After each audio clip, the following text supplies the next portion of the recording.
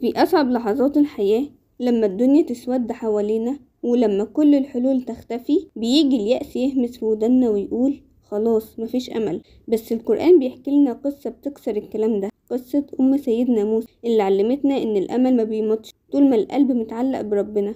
تخيلوا الموقف، ربنا يأمرها ترمي ابنها الرضيع في البحر في تابوت، وفي لحظة خوف وهي عارفة إن الفراق أكيد، قلبها فاضي، عينيها مش بتنام، وروحها على وشك تنهار.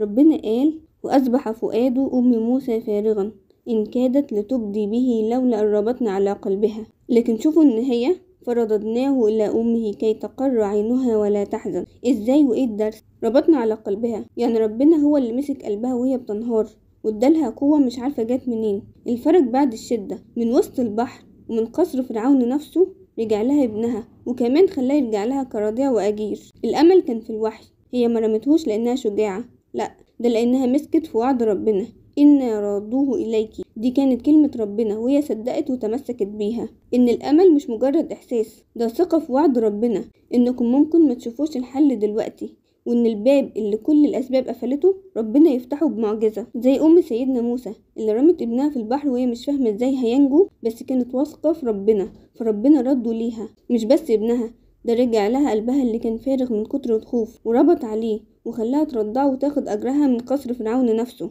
العبرة إن أصدق أنواع الصبر هي إنكم تسلموا اللي خايفين عليه لله وتسيبوا قلبكم يفوض، وربك يشتغل بطريقته اللي دايما فيها حكمة. واللي رد سيدنا موسى لأمه يقدر يردلكم كل غالي ويربط على قلوبكم لحد ما الغم يروح والفرج يجي من باب عمركم ما كنتوا تتخيلوه.